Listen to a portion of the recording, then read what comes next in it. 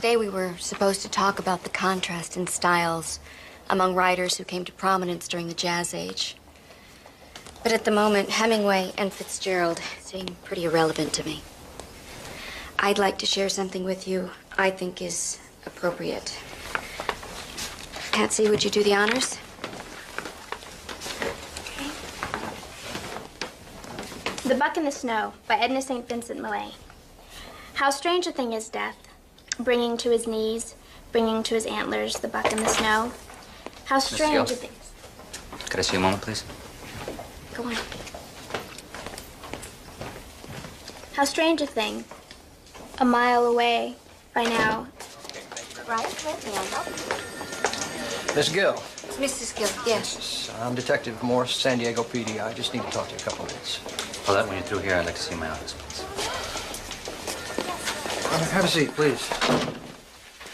Ma'am, I'm doing some follow-up on the death of Kip Bauschmeier. I understand you were one of his teachers. Yes. As a matter of fact, I would have had him this period for junior English. You ever been to his house? The night he died? What about before that? You ever visit Kip at home prior to his death? Yes, I have. Was your husband aware of this? Look, maybe you better tell me what this is about. Well, ma'am, there have been allegations made by several of Kip's classmates that you and Kip Bauschmeier were lovers. A high school is a rumor mill, Detective. That was one of many stories making the rounds. But I can assure you that's all it is, a rumor. Mrs. Gill, the people who are making these allegations are not saying they heard you were having sex with the boy. They're saying they went over to his house a couple of weekends in a row and watched you have sex with him. Look, I've been in trouble before, Mr. Turner. Got a few priors, but this time I swear they got the wrong guy. I got the picture. Can you tell me how the window of Dr. Frank's Mercedes came to be broken?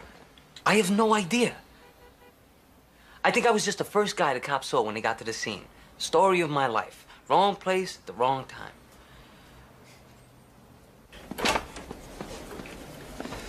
I'll call the DA's office, see what they're offering.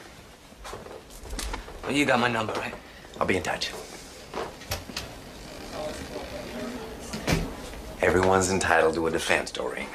Oh, I need you to hold down the fort for a couple hours. I'm having my boat painted. I want to be there when they take her out of the water. Wait. Roger Gill just called. He wants some representation for his wife. Who? Honestly, Owen, you really should start reading the paper again.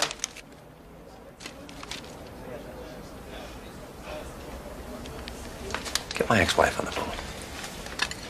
Paulette and Kip had been lovers for some time, or so the story goes. Rumors started circulating, and eventually the boys, Garrett Evans, Paul Preston, and Stuart Cardale, confronted Kip about it. Kip told them the rumors were true, and when they didn't believe him, they decided to prove it to them by arranging for them to come over and watch him having sex with her. This kid sounds like some victim. Why'd he kill himself? Nobody seems to know.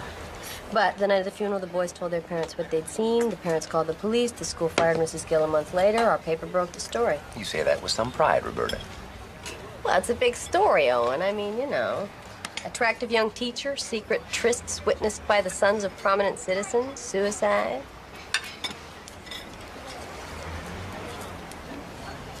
Why the sudden interest? Oh, I don't know. I suppose I like a good scandal as much as the next guy. No, you don't. You're her lawyer, aren't you? Well, it's not 100% yet. I'm meeting her and her husband tonight. Well, when they're ready to do an interview, I want to be your first call.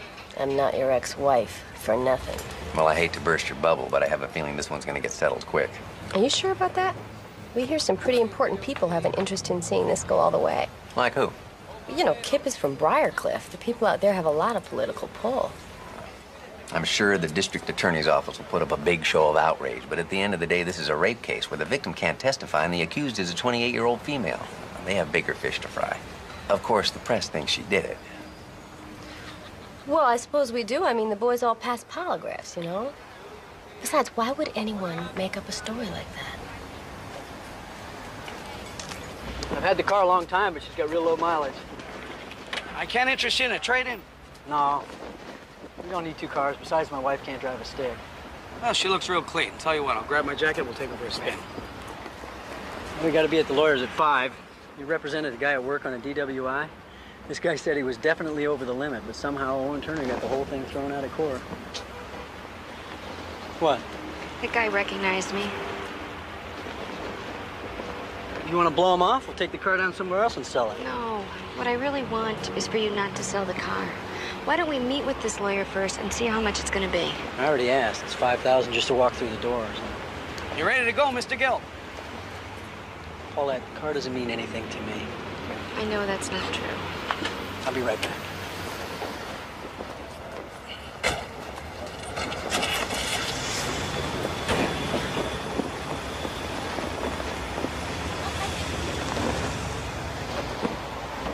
For those of you who have never had class with me before, let me tell you what you can expect.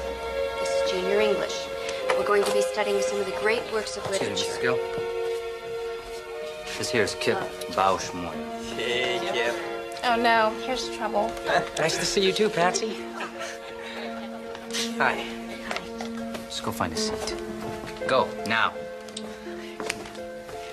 I'm in love. I want to go like those jokes on unemployment, Bushmeyer. If I were you, Mrs. Gill, I'd separate him from his cronies. He's a lot less funny without an audience.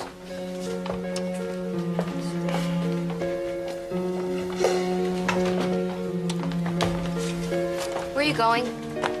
You want me to move, right? I was just explaining my philosophy of teaching, Kip, and part of it is that every kid that walks through that door starts off with an A. That means that at this moment, you're one of my best students.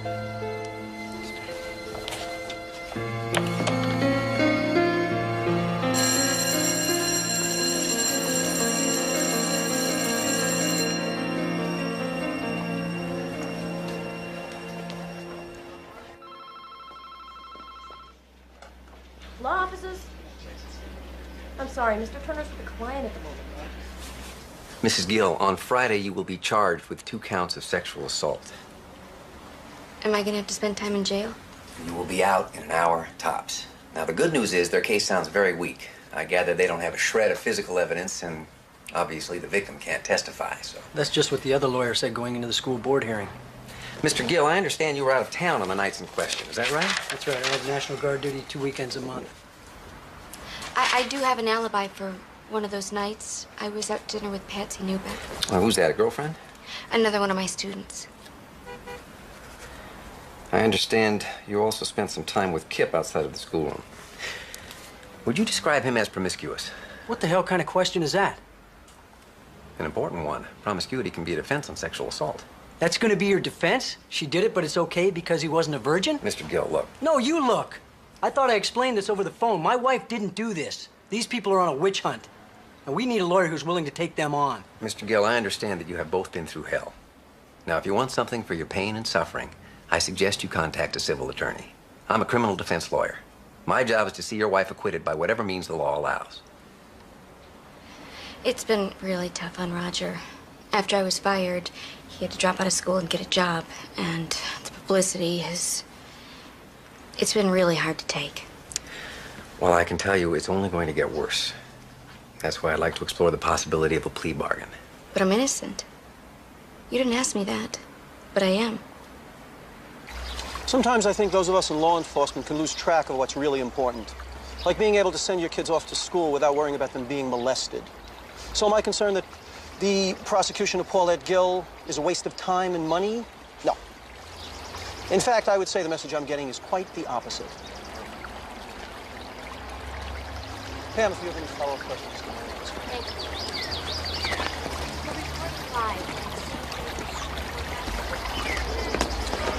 Mr. Owen, do you know Earl Cleaver? He heads our sex crimes division. By reputation. Your reputation precedes you also, Mr. Turner. Shall we find a room? I understand your office initially declined to press charges. Only because of the difficulties associated with prosecuting without Kip's testimony. Since then, new evidence has surfaced that convinced us that this prosecution was warranted. I was just telling Earl what a zoo it was this morning. Given the nature of this case, I think it's safe to say we should all anticipate intense media scrutiny. Yes, well, it's good to see you're doing all you can to minimize that, Earl. Given all the hoopla, I'm surprised you didn't assign a second chair. Oh, Hugh is the second chair. I'm the lead prosecutor on this. You mean you personally? Hugh is a fine prosecutor, but the DA and I both felt that given the public interest in this case, the most experienced hand should be put on. But we're getting ahead of ourselves, and we're here to avoid going to trial. Here's our offer. She pleads guilty to 1 felony count. We drop the other charge. We recommend that she does 2 years probation. And we'd also want some guarantee that she never teaches school again. Are you serious? Oh, it's a fair offer. If this goes to trial, we'll be asking for the maximum on both counts. She could do 4 years. Oh, come on. There's no evidence that this relationship, if it even existed, was anything but consensual. That's not informed consent, is it? We like our case, Mr. Turner. We have 3 eyewitnesses. These boys are nice kids. Good, solid families, and nothing to gain by lying. Sure impressed the hell out of the grand jury. There's also the statement she gave the police on her. She acknowledges she was in the house twice in November to help him with some personal problems. She did it. We know she did it, and it's going to be easy to prove. Well, I still can't take her an offer like that. She claims she's innocent. I guess we'll see in court.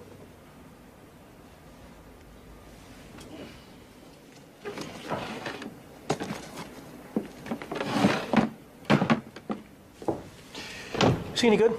He was outstanding. Hasn't had a lot of trial work, though, lately. Burnt out?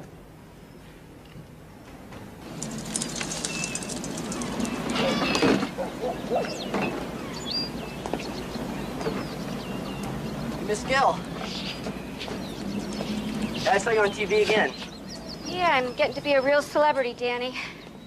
I'll tell you, it's not much fun. Well, at least you look good. I mean, that's something, right? Yeah. What's with the books? Don't tell me you're back in summer school. Afraid so. You all know what happens. The weather turns nice, suddenly my grades go south. You know, I was gonna ask you think you could help me with my homework again this summer? Oh, gee, Danny, I don't think that's such a hot idea. Danny! Oh, hell. Get in the house. All I was doing was now. talking to Get in her. the house. Don't talk back to me. I will deal with you later. I told you to leave him alone. He talked to me first. I don't care if he did talk to you. Nothing said you gotta answer. This is my What the hell's child. going on? It's okay, Roger. Your wife was talking to my boy. I told her last time I would call the police, and I will. Well, maybe what your boy needs is a Roger, leash. that's not necessary. Look, you're on my property, lady. Now get the hell off before I call the cops. You know something? I cannot wait until they lock you up. People like you do not belong in decent company. Roger. You, get in the house. I wish you wouldn't get into it with her, Roger. You know what she's like. Anyway, I'm glad you're home. I'm dying to call Owen.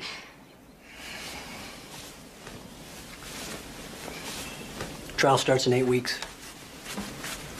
You called him? That's right. I knew he wasn't gonna be able to make any deals. I figured I'd spare you the grief.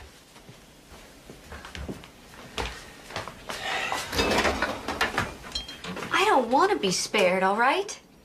Roger, I'm the one who's going on trial. You sure seem relaxed about it. What is that supposed to mean? Well, you're talking to Danny again. Despite what his mother told you, despite what I told you, you're talking to him again. Well, he initiated it. The law says he can't initiate anything, Paulette. The law says that you're the adult. Whatever happens is your fault. I'm not going to stop being a human being because of what somebody might think.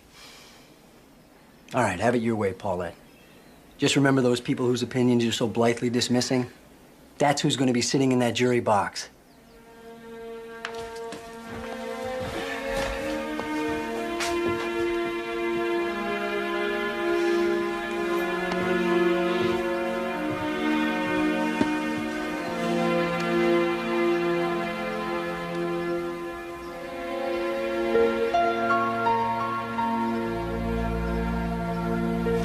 I hope your coach isn't going to give you grief about missing football practice. He doesn't have much choice. If I don't get my grades up, I won't be on the team. You know, Kip, you have a real flair for language. Your spelling, however.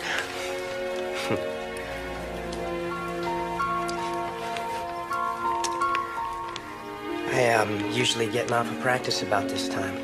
Noticed you're always still here. A lot of kids need extra help this term. Your husband doesn't mind? I mean, if I were married to a woman who looked like you, I'd want you home. Not hanging out with a bunch of jerky teenagers. Roger's in grad school. He spends most of his nights at the library. You know, Kip, I encourage you guys to say whatever's on your mind. But I think some things should be off limits. I'm sorry, Mrs. Gill. I meant it as a compliment, really. I'm still your teacher, and I'm a married woman. Don't compliment me too much.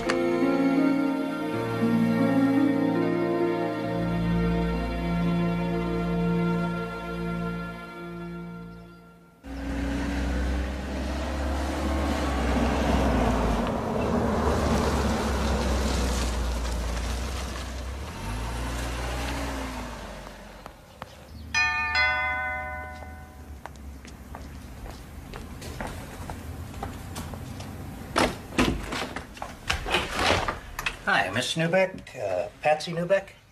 Yeah? My name is Fred Cobb.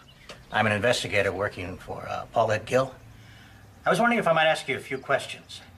Mrs. Gill was telling me that you and she had dinner on November 17th last year. We had dinner together lots of nights. There's not one that really sticks out. Sorry. Miss Newbeck, Mrs. Gill also told me that when she was fired, you went to the school principal and told him that these boys had to be lying. You think we could talk a little bit about that? All right. I'll come in for a moment. Thank you. Maria, por favor. Look, it's true that I went to the principal, but just to say that I didn't believe these guys. I never said that I had any first-hand information about what they might or might not have seen. But you did have dinner with her on one of the nights in question? I might have. I just don't remember. I'm sorry, Mr. Cobb. I don't think I'm going to be of much help. What's going on here? Who are you? Fred Cobb. Mr. Newbeck, is it? He's a private investigator for Paulette, Daddy. I think you'd better go. You have no business sneaking around the neighborhood trying to catch people off guard. But I invited him in. Stay out of this. My attorney is Buddy Reston of Reston and Myers. Yeah, write that down. You have any more questions for my daughter, you give him a call. Oh, and thanks for your time, Miss Newbeck.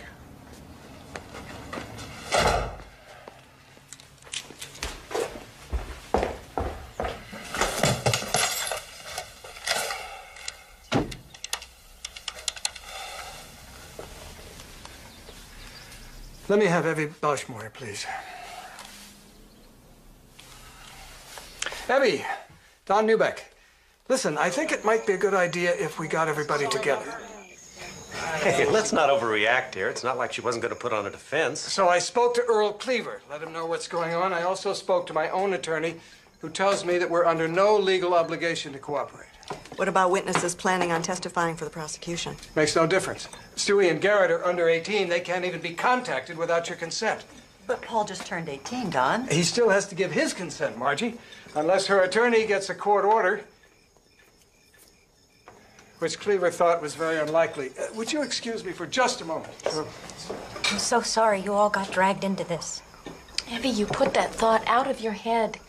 Garrett has told me many times that he has no regrets. And Stewie and Paul feel the same way. Hey, where are you going? Out.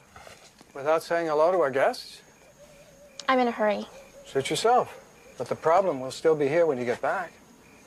Look, Daddy, for the last time, I don't know anything about Paulette and Kip. I think you do know something. The way you and that Gill woman palled around, hell, you probably know everything. Patsy, do you understand that it's not just about Kip's family anymore? Do you know that if Mrs. Gill is found not guilty, she can turn around and sue the boys and their families, our friends, for everything they own? And there's a bigger picture here, Patsy. There really is. Somebody has got to protect our way of life from sleazy influences like that. Do you understand that you go to a public school that is better and safer than most private ones? You think that happens by accident? Well, if it happened in Briarcliff, Daddy, I'm sure you had something to do with it.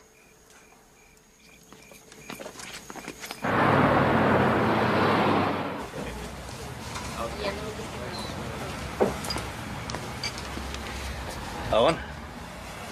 Hey, Fredo. How'd it go this week? Same as last. Must have talked to about 24 kids, some of the teachers, too. Nobody knows anything. Did you get through the DA's file yet? Almost.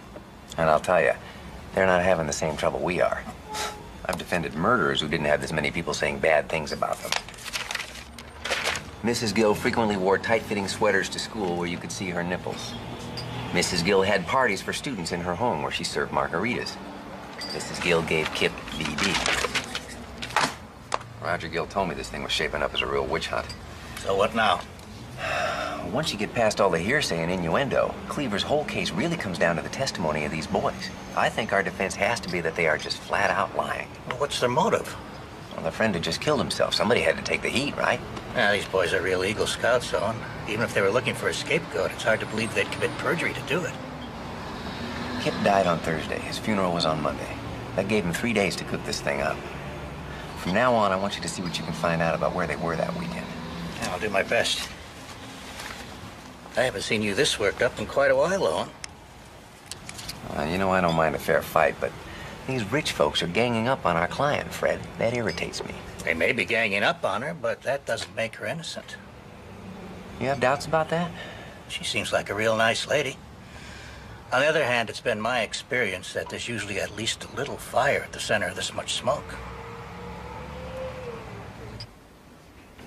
I don't want you to be concerned about this lack of cooperation. It's not unusual. And Cobb will keep talking to kids right through the trial. Well, what about Patsy? She wasn't too helpful. But calling her presented certain problems anyway. Like what? She's not a perfect alibi. You could have had dinner with Patsy and then gone over to Kip's. And I think we want to soft pedal your extracurricular relationship with these kids as much as possible. Now, a number of people have commented on Kip's flirtatiousness with you. I'd like to know a little more about that. It was strictly a teasing kind of thing. For example, there was one day last term. We hadn't really spent much time together. So you can imagine my surprise when he blurts out, I would kill the guy who would make love to you. "What is that supposed to mean?" That's my new pickup line, Mrs. Gill. What do you think? I think a girl your age would probably prefer a less direct approach. Guess I'll have to keep practicing. Yeah.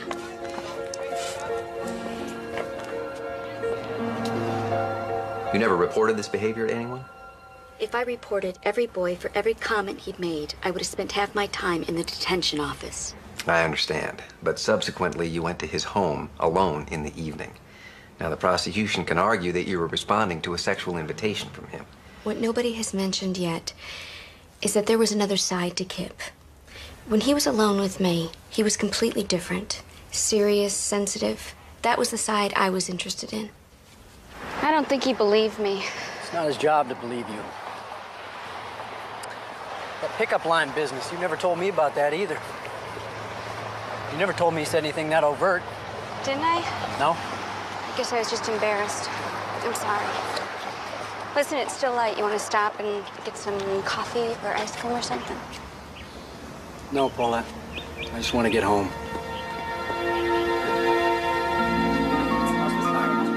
This is Jake McGee here at the San Diego County Courthouse, where the crowd is building on this the first day of Paulette Gill's sex trial. The doors of the courthouse will soon be opening. This is Mary Kay Andrade reporting live from the San Diego County Courthouse.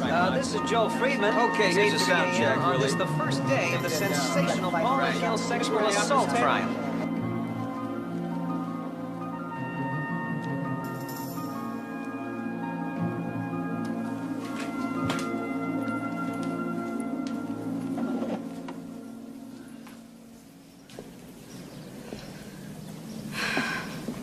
Relax, Roger. We have plenty of time. I'm gonna wait outside.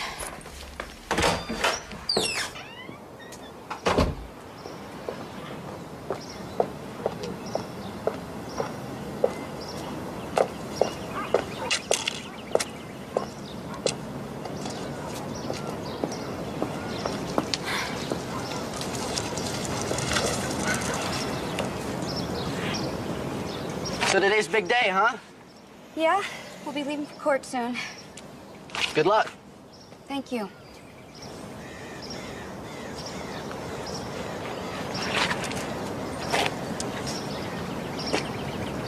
So how's school?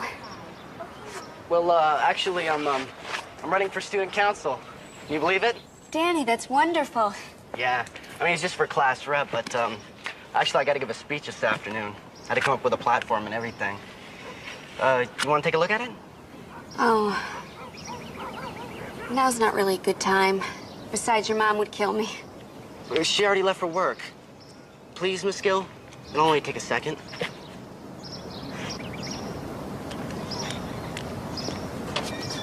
great. That may be too long, though. Oh, I like this. And then if I gotta do a full thing. Paulette, for crying out loud! It's all right, Roger. His mom's at work. I'll just be 1 minute.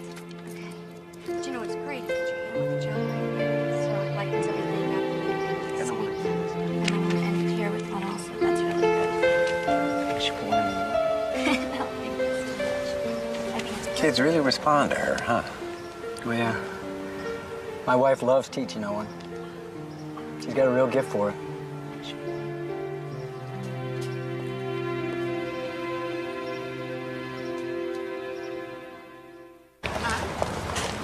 There they are!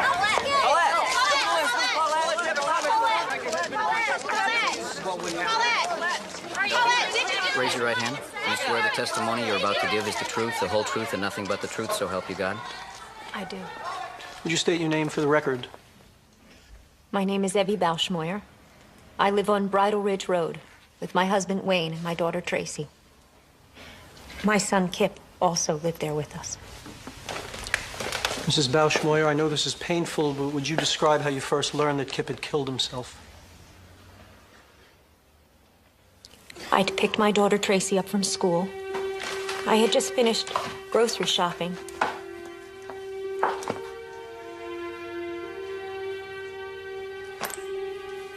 Tracy? Is your brother in his room? That boy skipped school again. I don't know what I'm gonna do. Tracy? Tracy?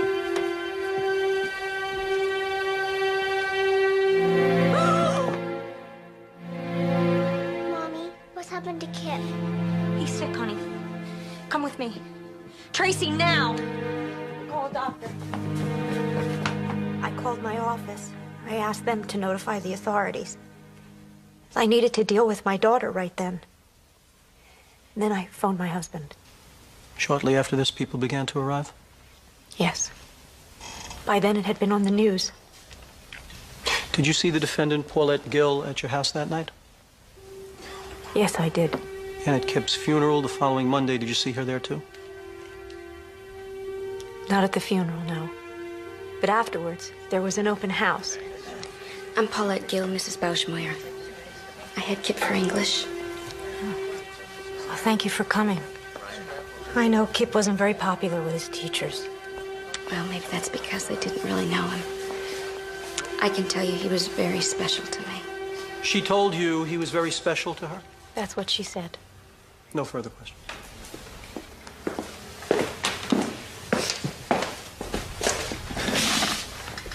Mrs. Bauschmoyer, isn't it true you blame this woman for the death of your son? I wouldn't say that, no. Naturally, we wonder what influence she may have had. Isn't it also true that when the DA's office initially declined to file charges, you called persistently until that decision was reversed? My son had been molested, Mr. Turner. How do you know? I have the word of people I trust. Plus, my own impressions of her conduct at the open house. I believe you said she came by to pay her respects, told you she'd taught your son, liked him personally, and gave you a hug. That's correct. What is it exactly you find so peculiar about that, ma'am? It was obvious she thought of herself more as a friend than a teacher. So you find it strange that she liked Kip enough to consider him a friend? Objection, argumentative. Sustained. Mrs. Bauschmoyer, there were other teachers at Kip's funeral, weren't there? At the funeral, not at the open house. On the nights of November 17 and 24, do you have any knowledge of Paulette Gill coming to your home? Well, Kip's room was at the other end of the house. We wouldn't have any idea what was going on in there. You had a dog. Wouldn't your dog bark if a stranger came to your home at night? I suppose she would. Did you recall her barking on either of those nights? No.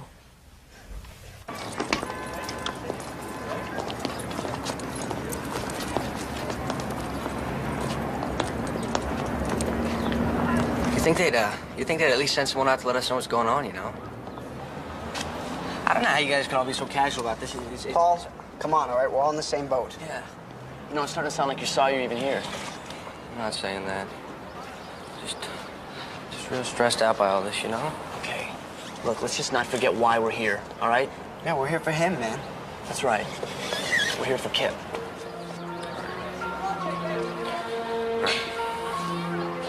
Come on. I don't believe it, not for a second. You saw how she was with me just now. The same way in class, always looking at me. Ask Paul. She's like that with everybody. No, she's Right. not. Look, I knew she was interested in me from the beginning.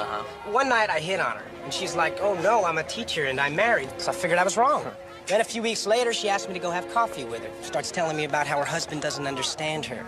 That was a month ago, boys. I've been having her ever since. Come on. Look, I know it's hard to believe, Well, but it's impossible to believe. Wait a minute. Wait a minute. This time, you gotta put your money where your mouth is. I'm looking for Leland Groon. Yeah, who are you? Name's Fred Cobb. I'm a private investigator working on the Paulette Gill case. You Mr. Groon? Yeah, that's me, but I don't know what I can tell you because I only went to school there for about a year. Okay, thanks. Say, how'd you happen to come talk to me? Mrs. Gill gave me a list of students she thought might have something good to say about her. Mrs. Gill was all right to me. She tried to get me to stay in school. I wouldn't want to testify or anything.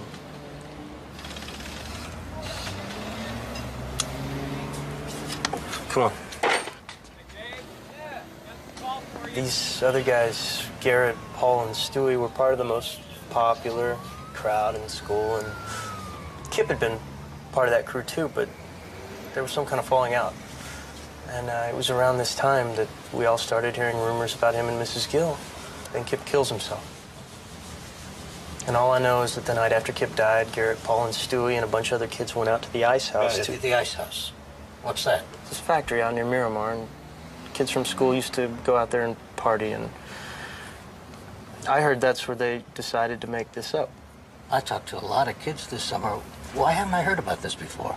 Well, I know I wasn't in any rush to come forward. Personally, I don't care what people think, but my parents had just joined a country club. Now, wait a minute. Are you saying you felt that you were discouraged from coming forward? You guys really are in the dark about this, aren't you? Kip's family and the families of the other three, they've had their own investigation going on since last year. And in Briarcliff, the word's out. You're either with them or against them. I honestly don't see any grounds for delay, Mr. Turner. Your Honor, I now have reason to believe that much of this new evidence that Mr. Cleaver claimed as his reason for filing charges comes from a group of citizens who have a vested interest in the outcome of this case. As I understand it, all those people are doing is trying to protect themselves from any possible civil action from Mrs. Gill. There's nothing illegal about that. And I hardly think the existence of this one boy proves widespread coercion, Mr. Turner. Your Honor, this one boy's statement alone raises questions about the credibility of the rest of the boys who are going to be testifying here. What possible reason could I have for filing charges if I had any questions about their credibility? Well, it got every Bauschmeyer off your back, didn't it, Earl? The way I figure it, this trial's a win-win proposition for you. My job is simple. I look at the evidence and I look at the statute. If I get a match, I prosecute. Your request for continuance is denied. The only thing that's relevant here is where the defendant was on the nights of November 17th and 24th, and that's what we're going to find out right now. Proceed with your witness. Mr. Preston, what was your reaction when Kip Bauschmeyer first told you of his relationship with Mrs. Gill? It just didn't seem possible. I mean, I'd seen the way they were in class, and I knew she liked him, but I still thought, she's a teacher, no way. And how did Kip respond to your disbelief, Mr. Preston? He said, I guess I'm just going to have to prove it to you then. Let's talk about the weekend of November 17th. You and Garrett had been over there during the day? Yes, sir. Kip told us that she was coming over that night and asked if we would go help set up his room so that we could see. And what were some of these preparations? His window was kind of high up, so we had to stack some paving stones to stand on. And he had these curtains that we had to rig so that we could see better. And what happened after you finished setting up his room, Paul? We went home. And then later I picked Garrett up and we drove back over to Kip's. I knew what kind of car Mrs. Gill drove because I'd seen it a bunch of times at school. It was parked right where Kip had said it would be. Now, at this point, we're thinking maybe she's just over there talking to him, right? But on the way up to the house, I started to get cold feet.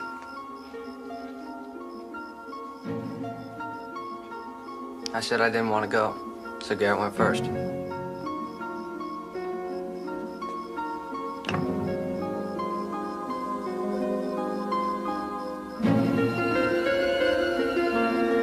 was scared we'd be caught. And then after a minute, he comes back and he says, somebody's about to do something to somebody. And that's when I went up to the window.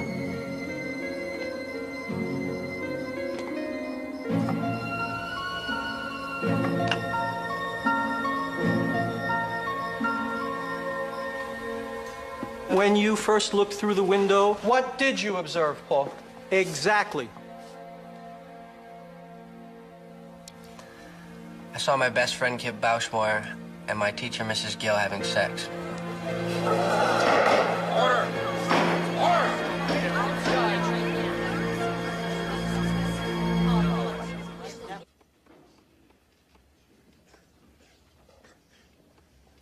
Your witness, Mr. Turner. Mr. Preston,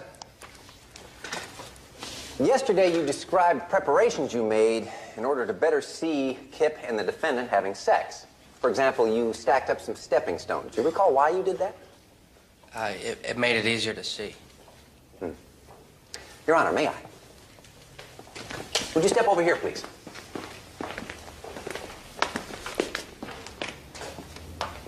Right here. Now, I want you to imagine that the jury box is Kip's bed. Earlier, some photos were introduced indicating that the bedroom window is 5 feet from the base of the house. How tall are you, Paul? I'm 5'10". 5'10". Now, I want you to look at the jury while I measure out 5 feet.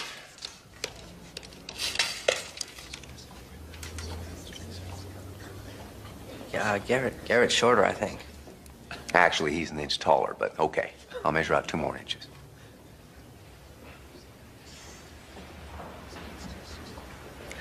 I'd like the record to reflect that I measured out 5 feet 2 inches, and yet Mr. Preston can still see the jury easily over the top. Can't you? Yes, sir. Thank you. You can sit back down.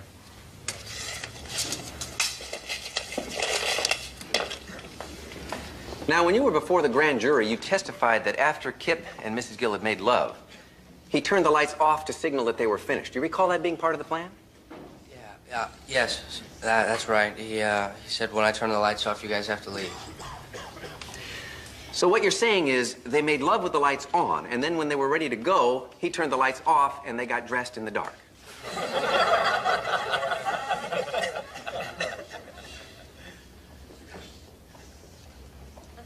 Yeah, well, maybe a lot of the stuff we did wasn't necessary, but it's not like any of us had any experience with this kind of thing. That'd be one explanation. Another might be that you guys made up the story and then never got around to going over to Kip's house to see if it checked out. That's not true. And we never discussed this among ourselves until after we gave our statements to the school. Have you ever heard of a place called the Ice House, Mr. Preston?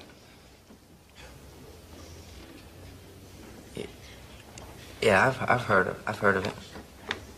It's a place kids from school used to hang out sometimes. And weren't you hanging out there the weekend after Kip died, along with Garrett Evans, Stuart Cardell, and several others?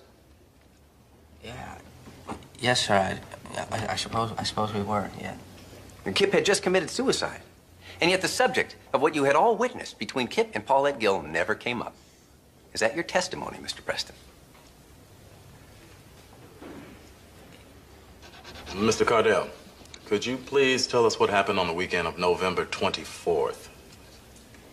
The weekend of November 24th, Paul and I were staying over at Kip's house. His parents had already gone to bed. We were just getting ready to watch video when the phone rings. And what time was this? About 11:30.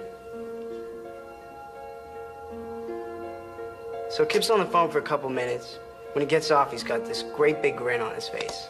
And he says to Paul, "It's on again for tonight." At that point, they told me that Mrs. Gill and Kip had sex the weekend before. And what did you think of all this, Mr. Cardell? I believed it. I had her as a teacher. You could say I'd seen her in action.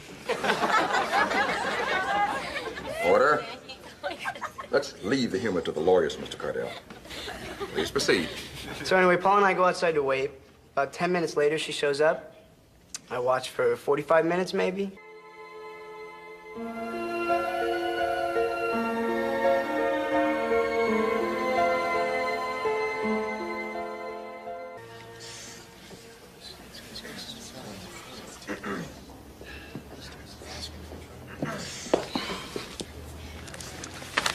Now, how was Mrs. Gill as a teacher? She was okay. She actually went out of her way to give you a lot of extra help, didn't she? Yeah. Did she ever make any sexual overtures to you? No. So when you say that her actions contributed to your conclusion that Kip and Paul were telling the truth, what are you talking about? It was just a feeling I got. After Mrs. Gill left, did you guys talk about what had just happened? You know, I don't think we ever really talked about it until after we gave our statements to the school. You mean even at Kip's funeral? And when you were all together the night he died, you didn't talk about it? I don't believe so. What about when you were all out at the ice house, Mr. Cardell? No. But you were out at the ice house together, weren't you? He's killing us with this ice house business. Yeah, we were there. No further questions. Let's hold Garrett back for now. I want to interview him again. I want you to call Don Newbeck, tell him it's time to fish or cut bait. Got it. Any redirect, Mr. Cleaver? Sorry, Your Honor. In view of the hour, Your Honor, the state requests a recess until tomorrow.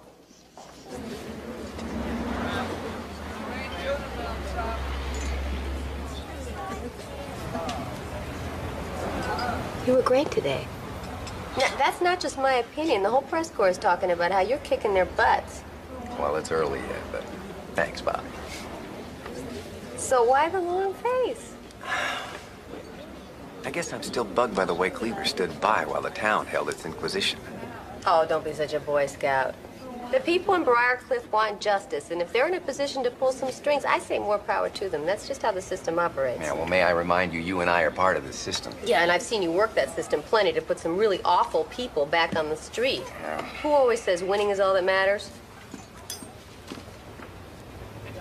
The first day I went to pick them up for court, the boy across the street came over to ask Paulette's help for a project at school. I mean, here she was about to enter the arena, yet she was willing to take the time to help some kid with his homework. That's when I knew. This woman cares too much about teaching to get involved in anything like this. I think you're being a little naive about her. I mean, even nice people can rationalize almost anything in the name of passion. Look at us.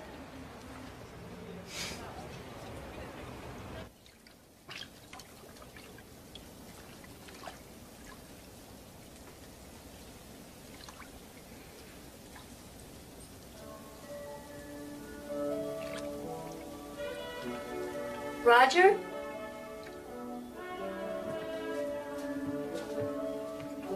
Roger?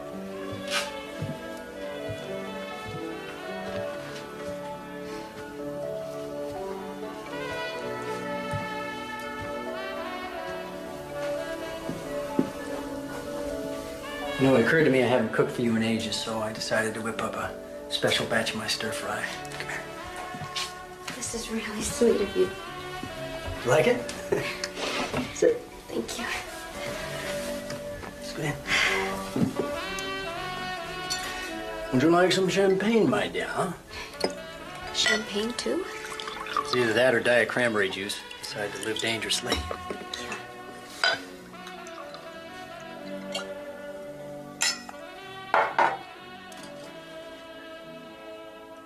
I really appreciate the thought. But I don't think I could get down a bite of food. Well, maybe what you need is to work up a little appetite. Huh? Come here. You look beautiful. Oh, stepping on your feet, am I?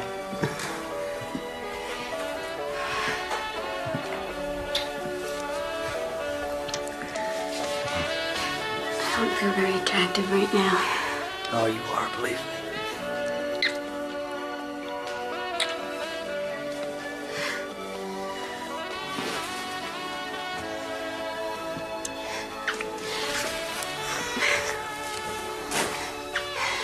It's okay. I'm really not up for this right now. Roger, please. Please be patient with me.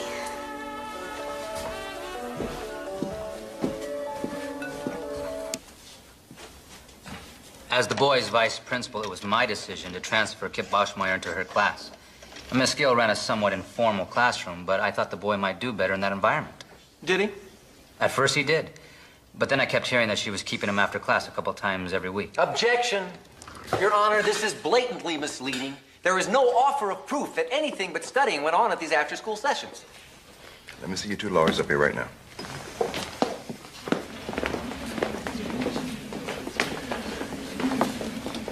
Mr. Cleaver, what is your theory of admissibility on this? Given her informal manner and her willingness to meet with him one-on-one, Kip no doubt saw these after-school sessions as an open invitation. To do what? Study? I'm going to sustain the objection. As long as we're here, Your Honor, it's my understanding that the testimony of the next three witnesses goes exclusively to the issue of whether or not Mrs. Gill's attire in school was too provocative. Again, Judge, it's our contention that her relationship with Kip was just part of a whole range of unacceptable conduct. Perhaps. But I'm not going to allow her to be convicted of sexual assault based on what she wore to work. Now, do you have any other questions for this witness? No. Step back.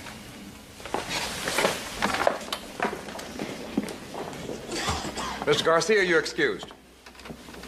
Thank you. You have any other witnesses you can call at this time? We do, Your Honor. She's not on our list, having only recently come forward, but she is in the building and ready to testify. Call your witness, Mr. Cleaver. The state calls Patricia Newbeck.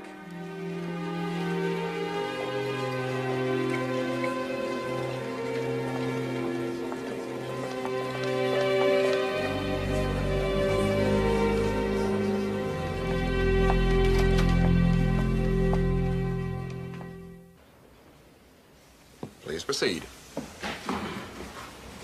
Miss Newbeck, your relationship with the defendant was more than the usual teacher-student relationship, wasn't it? We were also close friends, yeah. How did your friendship come about? At first, it was based on my schoolwork. And then as we discovered we had mutual interests, we started hanging out together outside of school. You mean you would socialize in each other's homes, maybe go out to eat? Yes. I'd like to call your attention to the night of November 17th, 1992. Do you recall where you were between 9 and 11 that night? Paulette and I had dinner at Joy Garden. It's a Chinese restaurant near school. Do you recall the conversation? Yes, I do. You asked my opinion, Patsy, and I'm telling you, I don't think you should be giving Bobby that kind of commitment. We really love each other. Why is it so hard for everybody to understand? I understand. I was in college.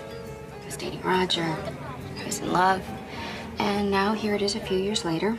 And people don't always evolve in the same direction. God, Paulette, you and Roger aren't having problems, are you?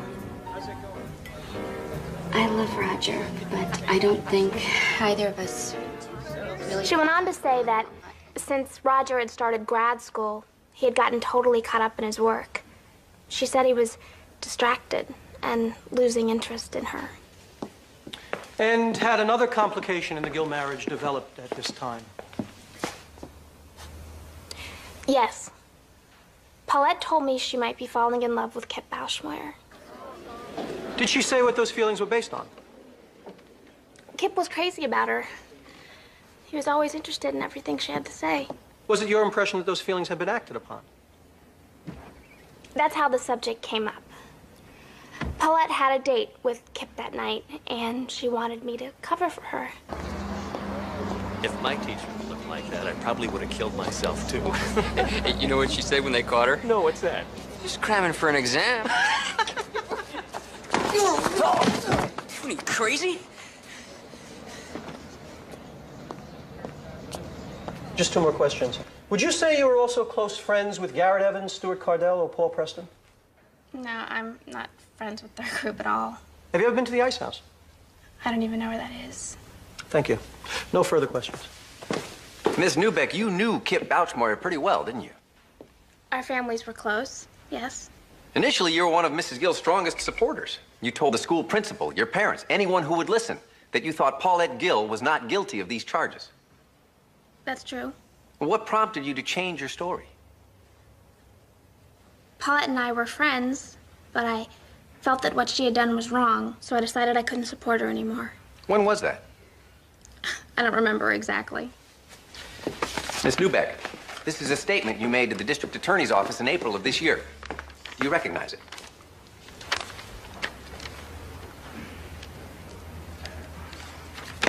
Yes. And you told the district attorney's office you had no relevant information, didn't you? Yes. And when my investigator, Mr. Cobb, spoke to you last July and asked you about having dinner with Mrs. Gill, what did you say? I told him I couldn't remember. Miss Newbeck, let me direct your attention again to your April statement. What did you tell the DA was your reason for accepting the interview? Shall I read it to you, Miss Newbeck? I said the only reason I was there was because my father had been bugging me. And the reason he was bugging you was that he didn't believe you when you told him that you thought Paulette Gill was innocent of these charges. And as it turned out, your father's instinct that you're a liar proved to be correct, didn't it? What's important is that I'm telling the truth now.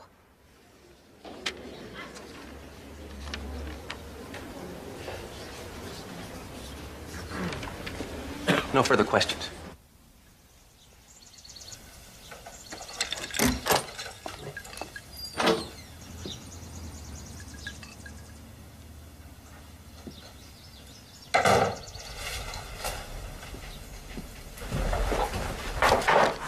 The guy you pushed was a lawyer. Owen got him to not press charges. Oh, that's a load off my mind. Owen also thinks it might be a good idea if you stayed away from the courthouse for a while. Owen thinks, huh? What do you think? That depends on whether you think you can control your temper, Roger. There was no loss of control, Paulette. I saw a chance to defend your honor for the first time since this whole business began. And I took it.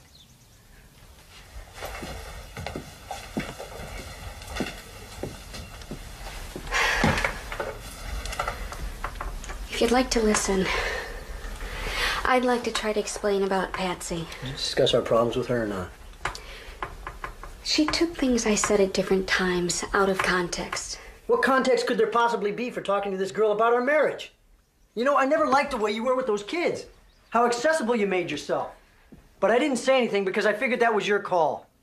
And because I never dreamed that what you were sharing were intimate details of our family life, Paulette. When kids come to you, asking advice and sharing their secrets, you find yourself responding in kind. Is that such a crime? It depends on how far it went, I guess, huh? Are you asking if it's all true? No, but when they say you didn't keep your distance, they're not wrong, are they? You did cross over the line, and you brought this down on us as surely as if you had slept with him. Maybe it's not such a bad idea if you did stay away from court. Well, I wish I didn't have to go to court, believe me. Our friends in the press, they'd have a field day. I don't care much about appearances right now. Well, I do. I'm not going to give those bastards any satisfaction. Let me spell it out for you. I don't want you there anymore. If that's the only reason you have for coming.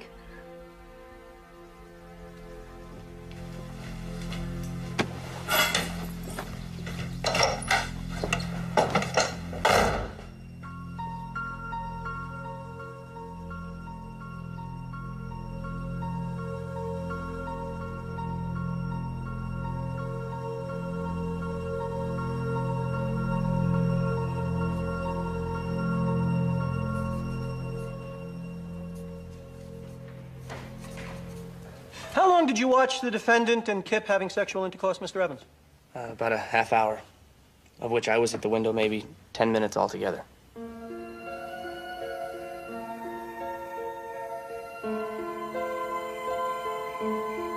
Now, why is it that you decided not to tell anybody about what you'd seen prior to Kip's death?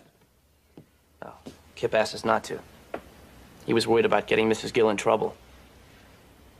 And I think also we felt a little ashamed. Now, this place, the Ice House, you and your friends did go out there. Yes, sir, the night after he died. Did you and Stuart Cardell and Paul Preston conspire to make up this story at the Ice House, Mr. Evans?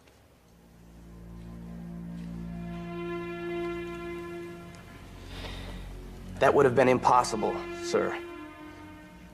We went to the Ice House on Friday. By then, I'd already told my mother and some other police officers what I knew. No further questions. All Garrett's testimony really proves is that he was the first one to tell the story. We can argue that he was the ringleader, but it hurt us. And as for Patsy Newbeck, well, Can't we call Leland Gruen? unfortunately, his story about the ice house isn't a first-hand account and wouldn't be admissible. Cobb can't find anyone who will admit that they were actually there. Paulette, this whole thing is going to come down to your testimony. So I want you to really focus on that. When you get up there tomorrow, I want you to tell your story simply and straightforwardly. Do that, and I think the jury will believe you. Will they? You didn't. Maybe I've just defended too many guilty people. But I have to believe that when that jury really looks at you, they'll see what I saw when I finally opened my eyes. An innocent woman falsely accused.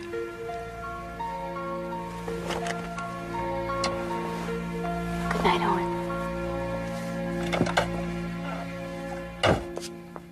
Okay, 1:15. Here's the 5-day forecast for Southern California. Mostly clear through this period, except for areas of night influential clouds and fog near the coast. That's what we need again. Lows overnight of 52, highs expected in the daytime of 72. A little bit warmer inland, of course. And looking ahead now for the next 5 days, we expect temperatures to remain in the mid-70s with some rain likely early next week. We'll be right back after this message.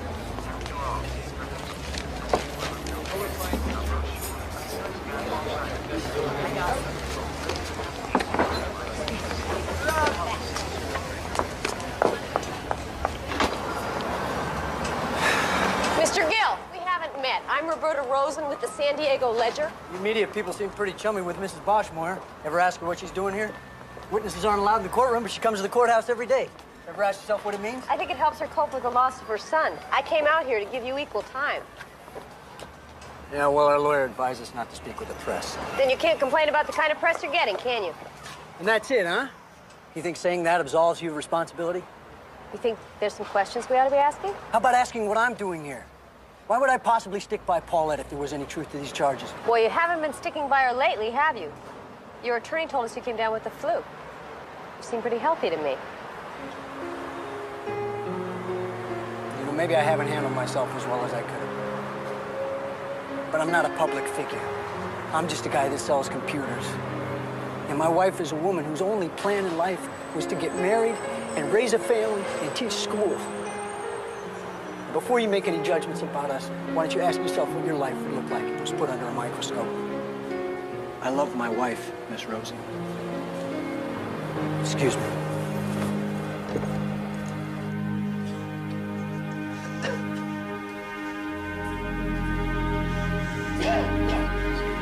Mr. Turner, are you ready to proceed? The defense calls Paulette Gill.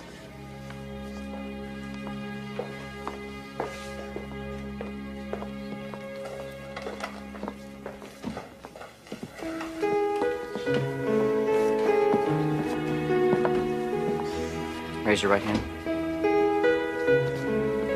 Do you swear the testimony you're about to give is the truth, the whole truth, and nothing but the truth, so help you God? I do.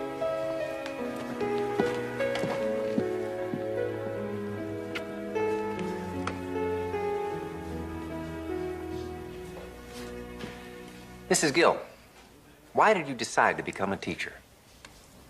I'd always admired my own teachers, and I liked working with kids. And how long had you been at Briarcliff High School when you met Kip Bouchmoyer? About 2 years. We heard testimony that the decision to transfer Kip to your class was based on the idea that you and he would have a rapport. Is that your recollection? Not really. I think it had more to do with the fact that I was the most junior member of the department, and Kip had a reputation of being a troublemaker. Was that reputation well-deserved? Make thick my blood? Stop up the access and passage to remorse. That I think he was misunderstood. Teachers sometimes forget that while you're testing the kids, they're also testing you. Come to my woman's breasts and take my milk for gall. I'm not saying we didn't have our moments, but overall, I think we did end up with a pretty good rapport. We also heard testimony that you spent time with kids outside of school. How do you account for that?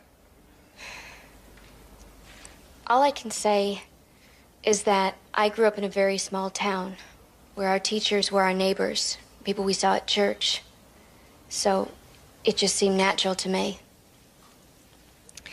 And it was just a couple of students like Patsy that I felt particularly close to. And was Kip another one of those students? Not at first, but there came a time when Kip began to seek me out on a more individual basis. Do you recall what brought that on? It was around the time when he was kicked off the football team. It's not fair. They said all I needed to do was get a passing average, not pass every class. Hey, did you hear? Kip's off the team. Yeah, of course I heard. I'm co-captain, aren't I? That's a tough break, man. Just hate letting you guys down while the team's on such a roll. Yeah, well, I wouldn't lose too much sleep over it, Kip. I'm not saying we couldn't use you on the team, man. Just don't act like you're indispensable or something. Why are you always hassling me, man? Because someone's got to let a little air out. Otherwise, you'd float away under that big head of yours.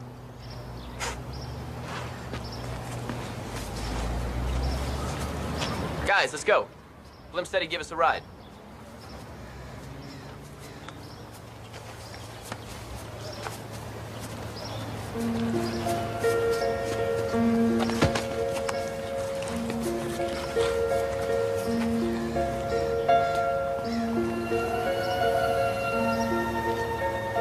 Missed you in class today, Kip.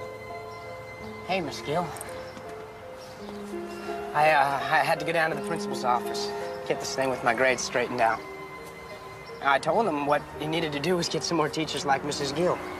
If they were all as pretty as her, the whole football team would be on the honor roll.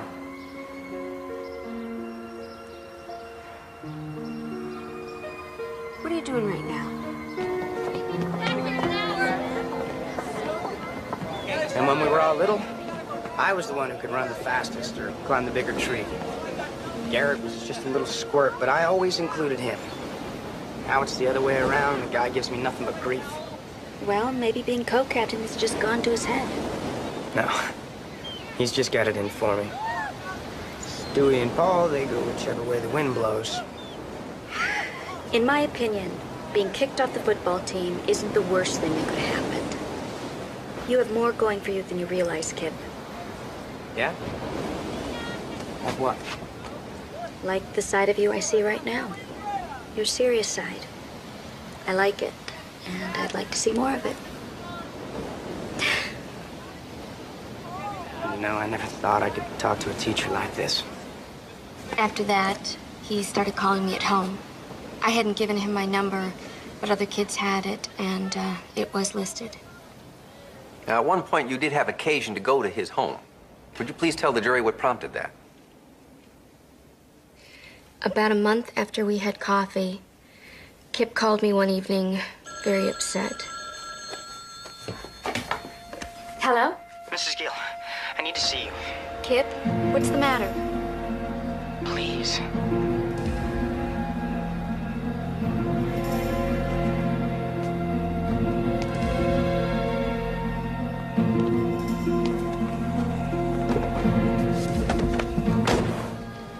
So when they thought my grades were going up, they bought me a car, right? You saw it in the driveway. Then I didn't do too well on my midterms. Now they're gonna take the keys. Do you even have your license yet? That's not the point. I mean, it's just something else for them to hold over my head.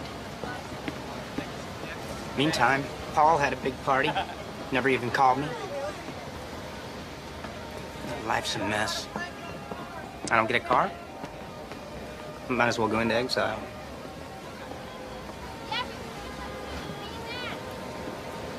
I'm adopted. I ever tell you that? I am. My older brother got all A's in school. Dad always asking me why I couldn't be more like Michael. Of course, Mike's their natural son. See, that makes me what? The unnatural son? I'm sure your father doesn't feel that way. What about your mom? They just don't get it. Not like you do. You're the only person I can really talk to.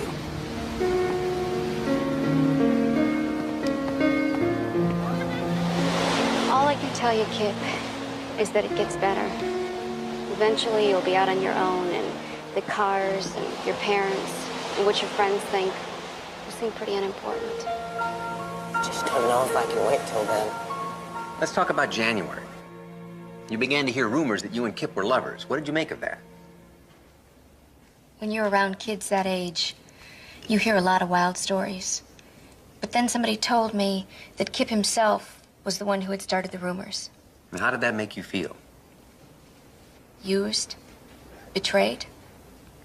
When I asked him about it, of course he denied it. And why didn't you report him to the principal, Mrs. Gill?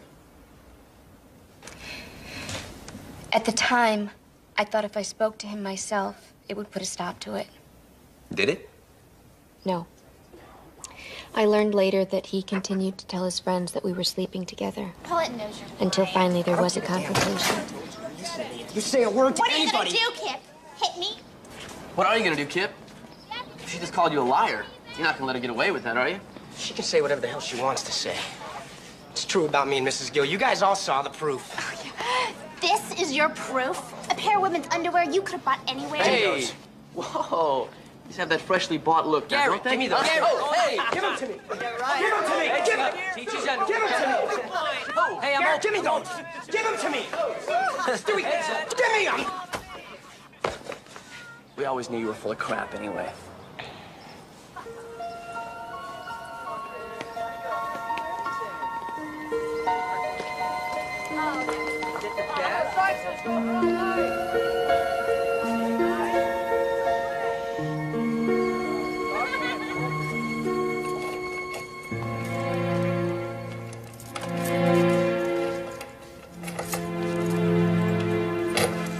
What's the matter? Think you know? Kip, I've had a long day. I don't have time to play guessing games. I'm talking about Patsy. She comes up to me today in front of everybody and accuses me of spreading rumors about us. I can't believe you put her up to that. I didn't put her up to it, Kip. You told me you didn't start the rumor. I accept that. Let's just leave it there. There was more to it, though. Guess you can't blame people for talking. But that's the way it always goes for me. As soon as I get close to a girl, she backs off. Kip, listen to me. There was never anything more between us than friendship. And there was never going to be.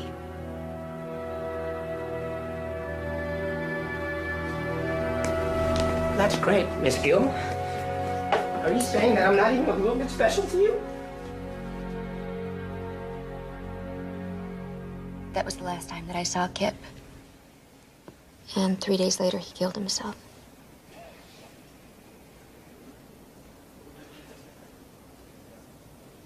Thank you. No further questions, Your Honor.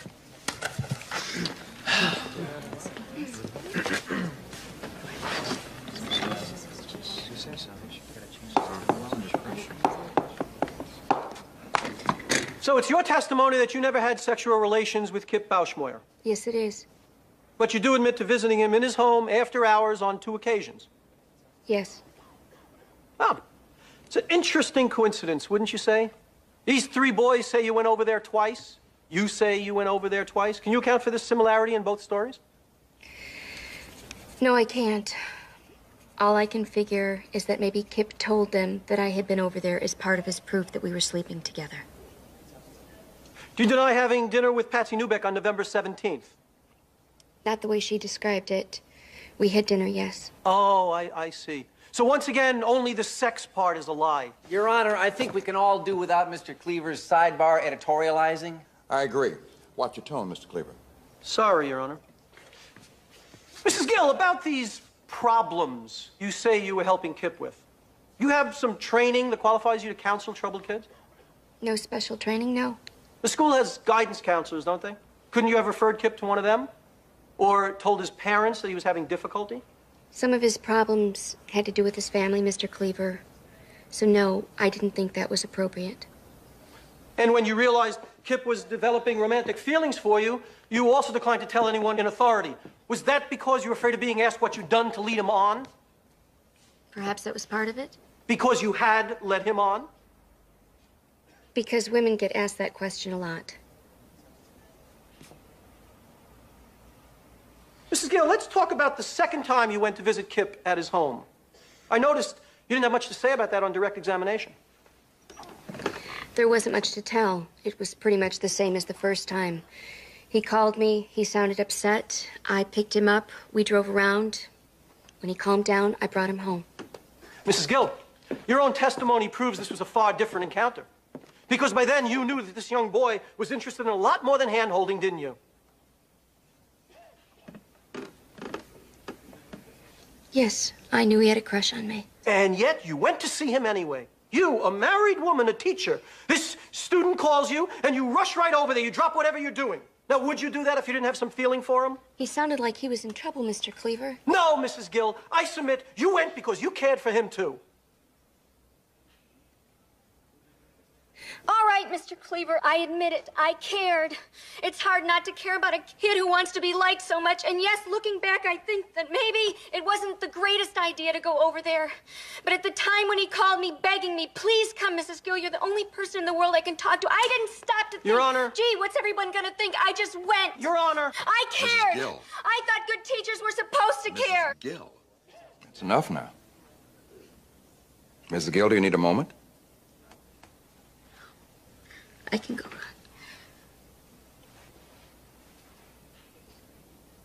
Mr. Cleaver. At this time, I have no further questions.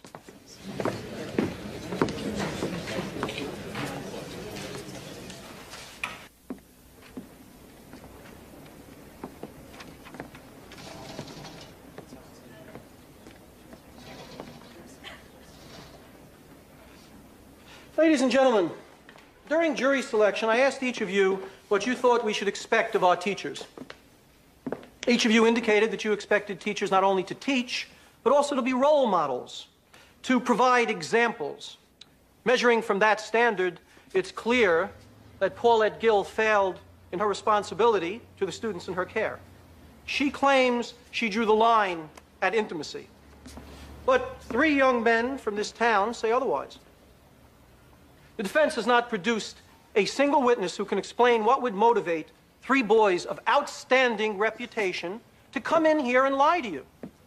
On the other hand, many witnesses can testify to the fact that time after time, this defendant crossed over the line to what many people would consider unacceptable conduct. She herself admits she met with Kip repeatedly outside of school. Is it possible that this attractive, sexually sophisticated woman did not comprehend the effect this would have on an inexperienced young boy? Let us send a message that in this town, traditional standards of decency are still the measure of behavior, and that those who don't adhere to those standards will be punished. If you apply common sense as well as the law, I am confident that you will conclude that Paulette Gill is guilty of sexual assault. Thank you.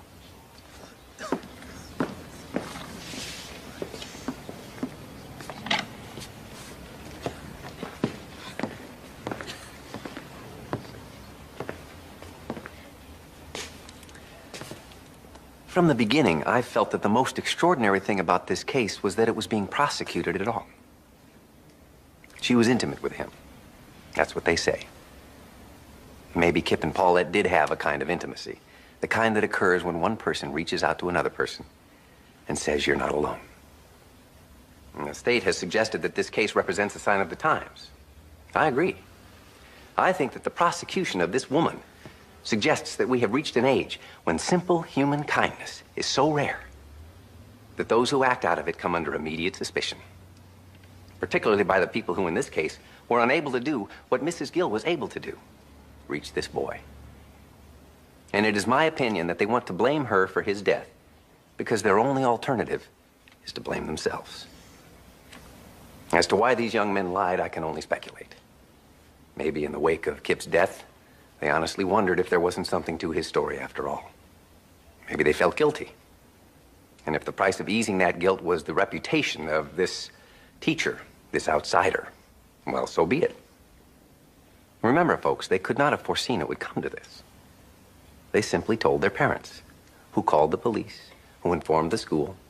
Somebody tipped the press off, and here we are. deciding the fate of this woman on the basis of this same absurd, childish story. It has come to this because at every step of the way, people who should have known better stood by and did nothing. Well, I submit to you now, and it's high time somebody in this case stood up and did the right thing. And I'm sure that you will. Thank you.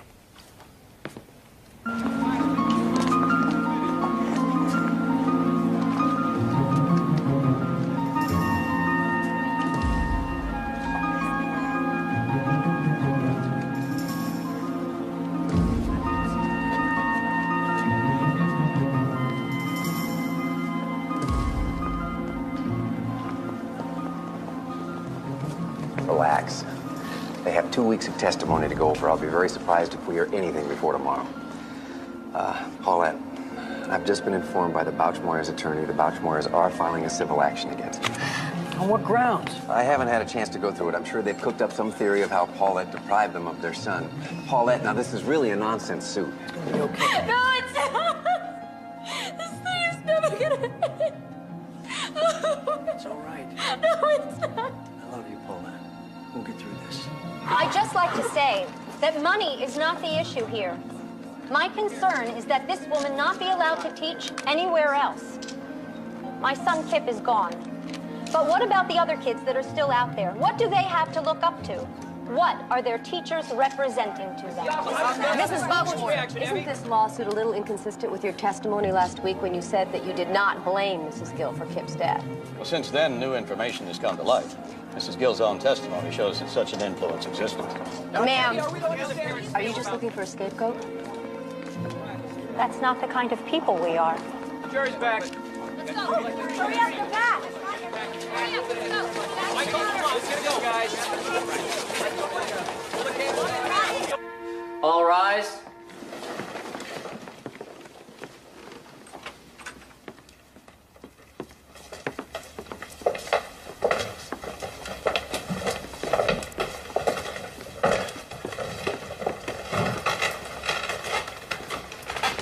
Be seated.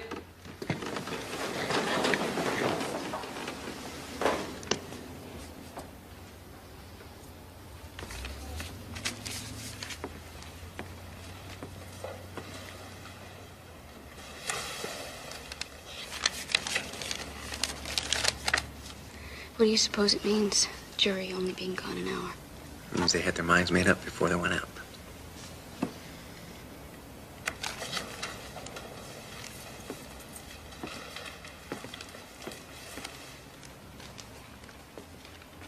Will the defendant please rise?